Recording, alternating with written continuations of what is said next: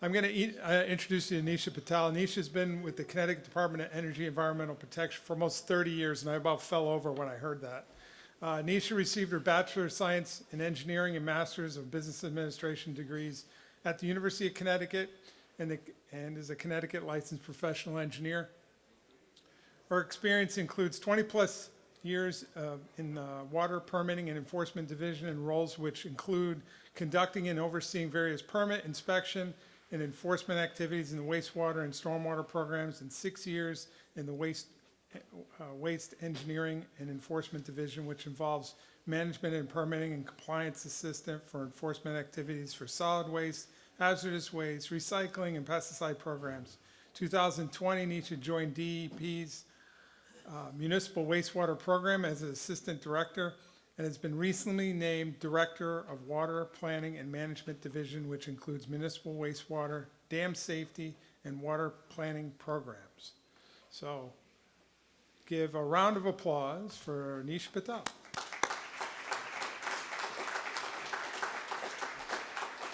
that was so long. There you go. All right, great, thank you. Hi, everybody, good afternoon. Thanks for the invitation. It's been really nice to connect with so many of you in person versus on a Zoom screen or just meeting you for the first time. You've come to the regulatory portion of today's program, so I can't tell you that I'm going to be as fun as Aubrey was. There's no Wordle references, although I will say I had a 2-try Wordle this week, which I was really pretty proud of.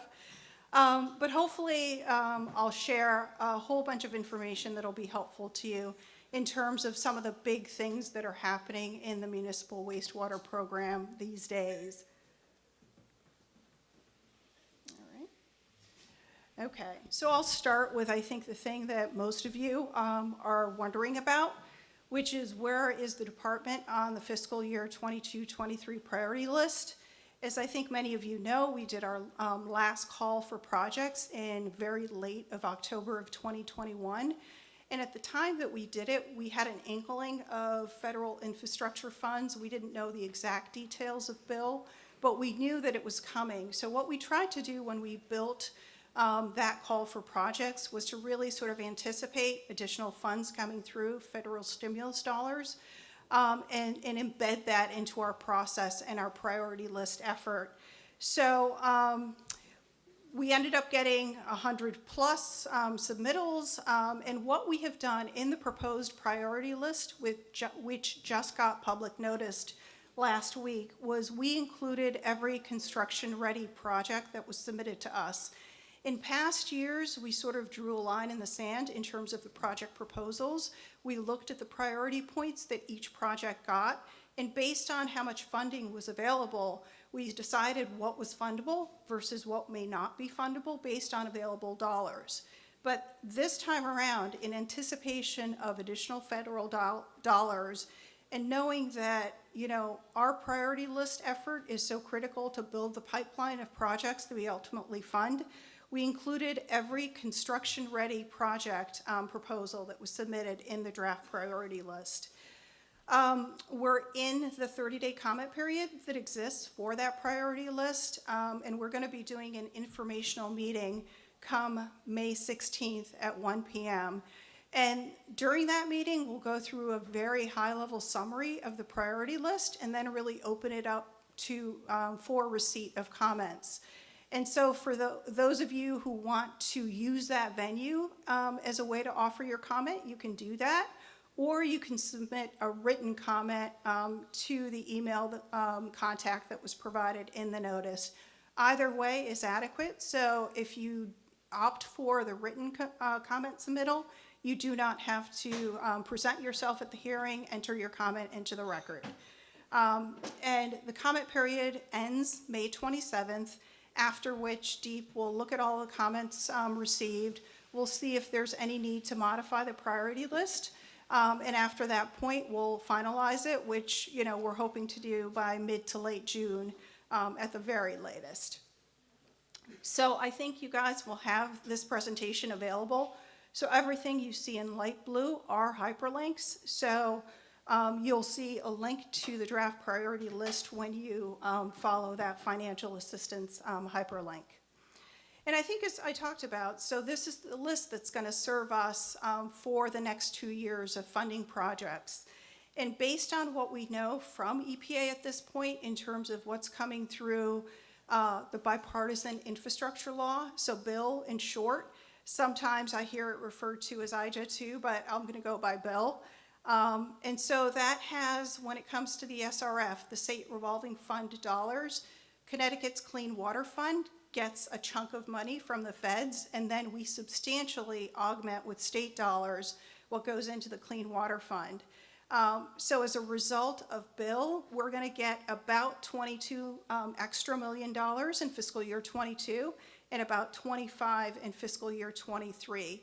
So that is a good chunk of money, but just to put things in context, Connecticut, again, through its legislators, sort of gubernatorial support that we've had historically for the Clean Water Fund, we self-fund about hundreds of millions of dollars on an annual basis. Not all states are fortunate in that way to support their wastewater infrastructure rather. So even though we're going to be getting 20 plus million from the feds, it's still relatively small in terms of what the state component is. So that just gives you a little bit of frame of reference in terms of the dollars in play. One of the new buckets of money or pots of money is going to be through a new fund called the Emerging Contaminants Fund. And, as the title suggests, it's really to address emerging issues. Certainly when we think of emerging, a lot of people think PFAS, so we're going to continue to look at what additional work we can do for PFAS in Connecticut. But it can be other things such as pharmaceuticals, other organic compounds that are just coming into the fray, toxic bacteria. So there's a whole range of parameters or pollutants that fall within the emerging contaminants bucket. So we'll have a good chunk of change to really figure out where we want to tackle that problem. And I think ultimately Connecticut has a PFAS action plan that was finalized 2 years ago. So we're going to let that action plan sort of guide how we direct the dollars from this fund. The other thing that I wanted to mention next is BABA. So BABA is Build America, Buy America. So this is very similar in framework to American iron and steel requirements that exist for Clean Water Fund. So Bill sort of expands that kind of program approach. And it's going to be effective as of May 14th, 2022. So it's really just around the corner. We have some initial implementation that was given from EPA and shared with the states last week, I believe. We shared it through our municipal listserv. So keep an eye on that, particularly because it may relate to your projects. Projects that had plans and specs approved prior to May 14th, those requirements do not apply, but anything after that point, it will be applicable. The rules are still being developed and forthcoming. A lot of those rules are happening at the federal level, but EPA has been, really good in terms of sharing information with the states as soon as they have it and trying to give us implementation guidelines. So as we know it, as soon as we're able to share it with you, we'll plan on doing so. All right, I'm going to switch gears and now talk a little bit about phosphorus. Many of you know, I think, a lot of what's on this screen already, but phosphorus is one of the big sort of environmental challenges that we have in the state, particularly as it relates to Long Island Sound. It's one of the reasons that a lot of our water bodies are not attaining their uses. 43 of the POTWs in the state have limits for phosphorus, and facilities with the lowest phosphorus limits had a compliance deadline of April 1st of this year to comply with those. And just going back a little bit into history, we had Public Act 1657 that made additional clean water funding available for 11 eligible POTWs, again, to assist with implementation of measures to get additional pollutant removal. So at this point, we've got 25 plants that have completed phosphorus removal upgrades. And that has ranged the gambit from, chemical addition to, whole scale, sort of large scale tertiary removal systems. So we're making a lot of progress on that front. Switching gears to the other nutrient, nitrogen, we've got 78 wastewater treatment facilities that are regulated by the nitrogen general permit, where each WPCF has been dictated their nitrogen discharge limit. And those facilities that don't meet their limit can buy credits, and those that overachieve and sort of excel in pollutant removal can sell credits. So the nitrogen trading program was created many, many years ago to try and again get environmental improvements in a way that sort of manage the fiscal side of the picture, recognizing that not everyone could remove and implement and install additional treatment technologies immediately. So to work in a partnership across the POTWs. So the credit program is regulated by DEEP, the Nitrogen Credit Advisory Board, and the Office of the Treasurer. So they implement the program, the payments. In terms of where the facilities are, in terms of the ones that decided to upgrade their systems, 64 have completed those upgrades. And as of April of this year, we've got 4 more that are in the works, and hopefully will complete their projects soon as well.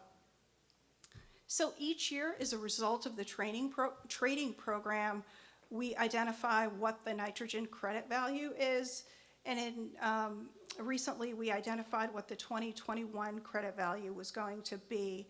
The proposed value was approved by the NCAB board, and then we sent out draft invoices. We did receive a comment from one of the municipalities, so that's going to require us to go back and accommodate that comment and revise the credit number. But ultimately, we're at the point where we've done that work. We're going to be circling back with the Nitrogen Credit Board, Advisory Board, with our revised proposed number, which is going to change the seller's credit a little bit. And then once we complete that effort, get concurrence from the board, the commissioner, all of the municipalities will be getting final invoices. So I'm going to switch topics again now and talk a little bit about sewage right to know. This is, again, a set of rules and requirements that has been in place for many, many years. Although last year in 2021, there was an update to the law as a result of Public Act 21-42. And just in summary, some of the big changes that occurred, along with CSOs, SSOs, sewage bypasses now have to be reported to DEEP when they occur. There's also a requirement that now if a spill or a release exceeds more than a 24-hour period, one day, you have to provide updates into the system for as long as the release is occurring. Previously, there was a 5,000-gallon threshold for reporting purposes. That has been eliminated and has been replaced with a requirement to report anytime that there is a release that reaches the waters of the state and or has a potential to contact members of the public. The next thing I'll highlight is, in addition to notifying the CEO of the community where the spill occurred, now the operator has to notify local public health officials of that community and CEOs of the downstream community.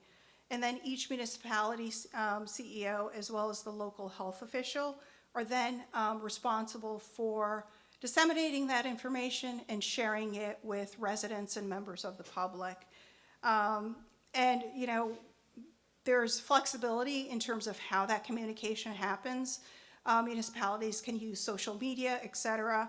And we do encourage that, there be more than English sort of language dissemination and really geared to languages of the predominant communities within the area of the release. The final big requirement that existed in that update was that DEEP was required to implement a real-time notification system, again, to members of the public who recreate in these waters. You know, they essentially said, well, if a release happens, we can't wait a day or 2 or 5 to know that it happened. We want to know immediately so we can act accordingly. So as a result of that, I'm going to sort of switch the order here a little bit. But as a result of that, DEEP implemented a new electronic reporting system that went live December 1st, 2021. So the Connecticut DEEP Performance Dashboard is the link that you would use to see what gets reported in. Going back to how DEEP is meeting its real-time notification obligations, we've used our Twitter feed and created a very specific handle that's called CT Sewer Overflows. So if you actually sign up for that, you'll also see what the general public is seeing when we do the real-time reporting. In terms of municipalities and NPDES permits, permittees rather, that have submitted subscriber agreements to authorize them to do e-reporting for things like bypasses, overflows into DEEP's new system. We've been doing a lot of outreach to make people aware that this is out there and to get them to submit those subscriber agreements as the precursor to enter info into the system. So at this point in time, we've got 102 municipalities. So that's a huge chunk of the universe. So thank you all for going through that effort. We still have 32 outstanding systems that haven't gone through that process that we're continuing to do outreach with. But those are smaller systems or those with collection systems only that, you know, aren't necessarily as sort of tapped into sewage right to know as perhaps the ones, you know, systems such as yours that have NPDES permits. And then out of that subset of 102 dischargers that have gone through that subscriber agreement process and gotten the check off, they're required to do training so that, you know, once a release occurs, they're following sort of the steps necessary and doing things right for reporting purposes. So we've got 89 folks who have, or systems I should say, who have gone through the training and are live, ready to go whenever they need to report.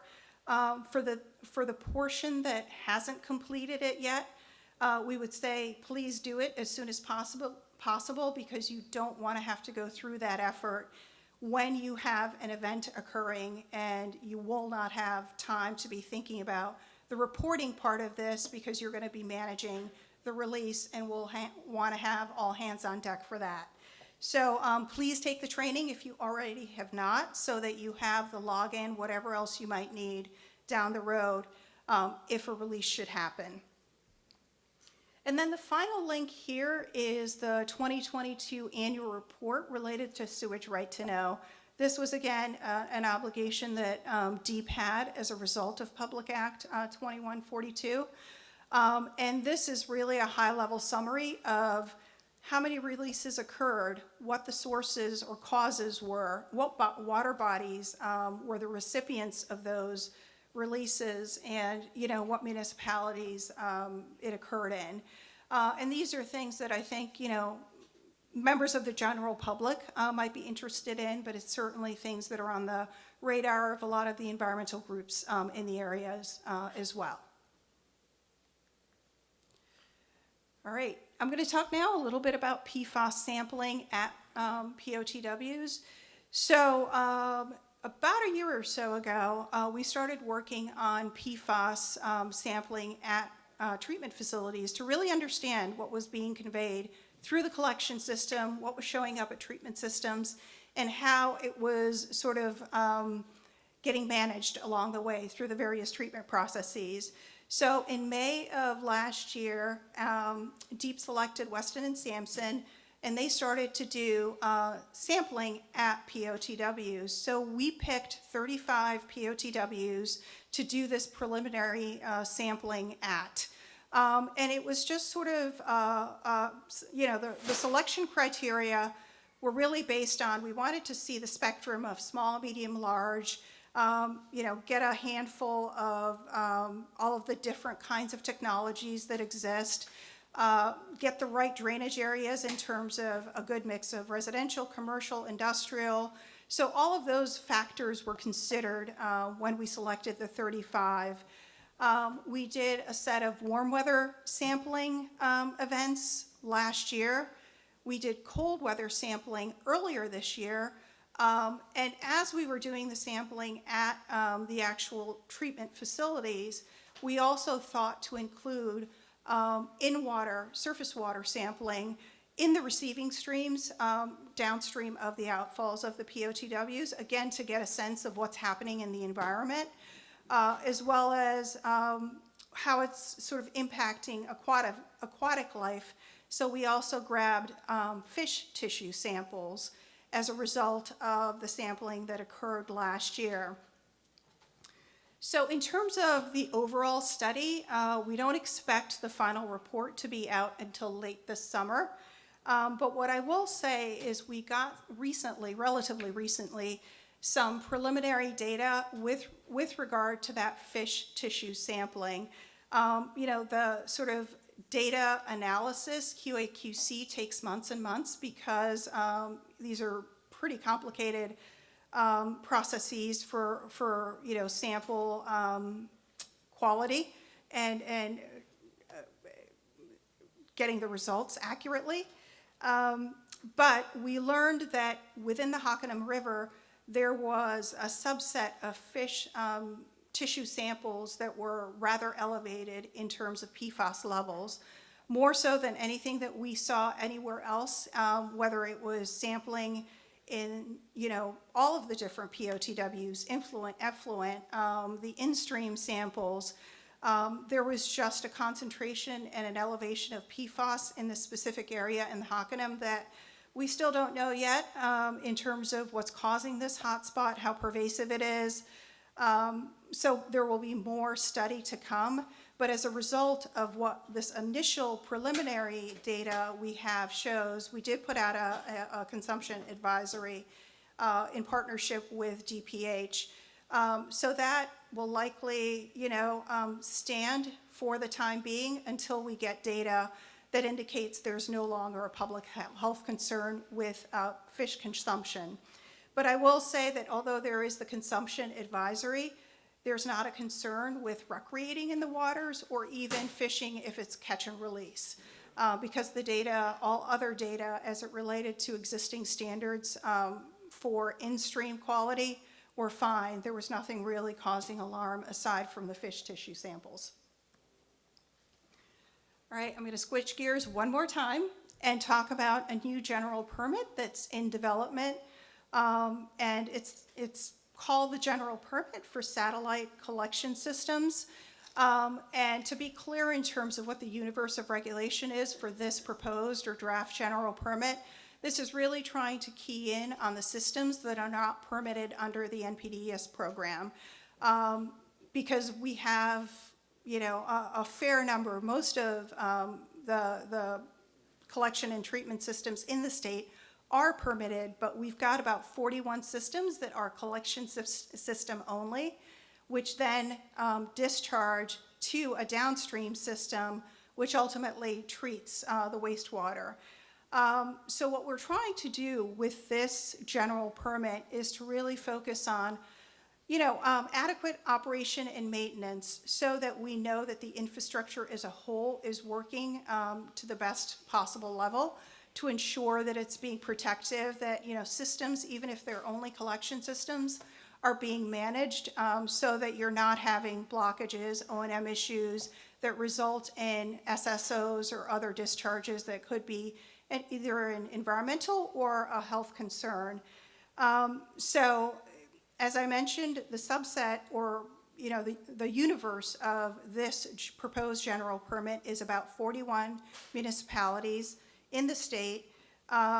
Once we have finalized a draft internally and deep, we will have a stakeholder engagement process before even going out to public notice. So this is where we'll say, okay, these are our objectives. This is a draft permit with its requirements to try and get there. And then we want your input. So we will, again, have outreach discussions with you guys as sort of the operators and the experts in the system to make sure that the general permit really achieves all of our objectives. And we're going to focus on assuring that hydraulic capacity management, operation, and maintenance of the collection systems, again, is happening to make everything work better comprehensively. All right. So some of the major elements of the GP that you can expect down the road when we start with that engagement process are really description of what the management looks like for the sewer system, and that's with regard to resources, staffing, legal authorities, goals in place for how you think your system needs to be managed. A description of that sewer system and the condition. So this is really sort of an inventory of the infrastructure, every component that exists, as well as what the condition of each pieces of that inventory is.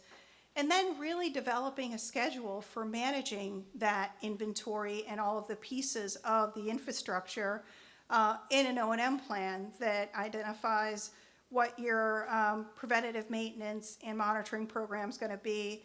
Again, going back to what kind of staffing resources are dedicated for O&M, what kind of funding exists to manage the O&M and any necessary work, where there are either known or suspected bypass locations or overflows, and what the causes might be, and a plan for mitigating those.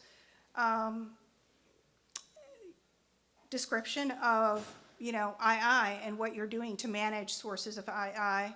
Public education, again, to manage II, any other O&M issues that might exist, and then an overflow emergency response plan.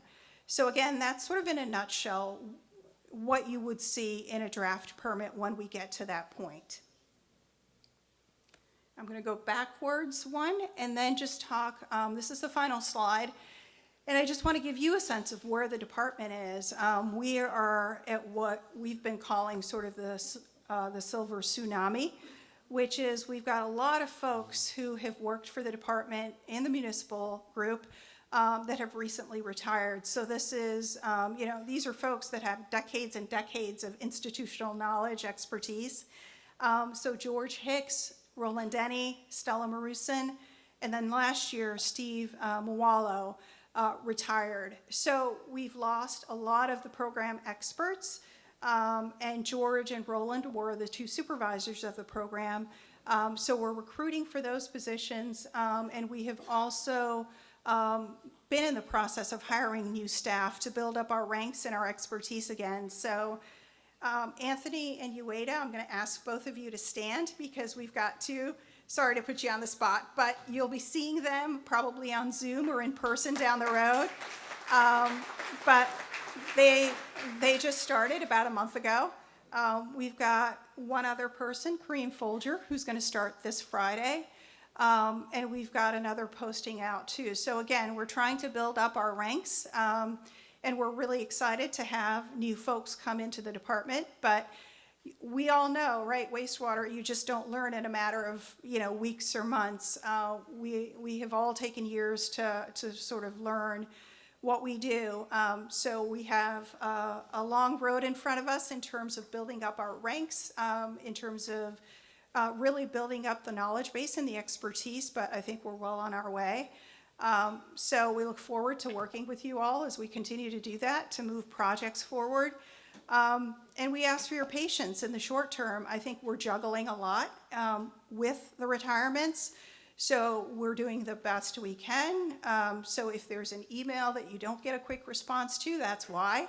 But again, we're trying to do our best to be as responsive and supportive as possible, because ultimately we recognize we're sort of all in this together. We all have the same common goals and objectives, because wastewater infrastructure is absolutely critical and we need to support it to the best of our capabilities. So that's it. If we have time, I don't know that we do, Tom, but yeah, we can field a couple of questions if you have them. Any questions for Nisha? You covered it all. Okay. Or I've left you dumbfounded. They all know where to find you, that's the problem. Yeah.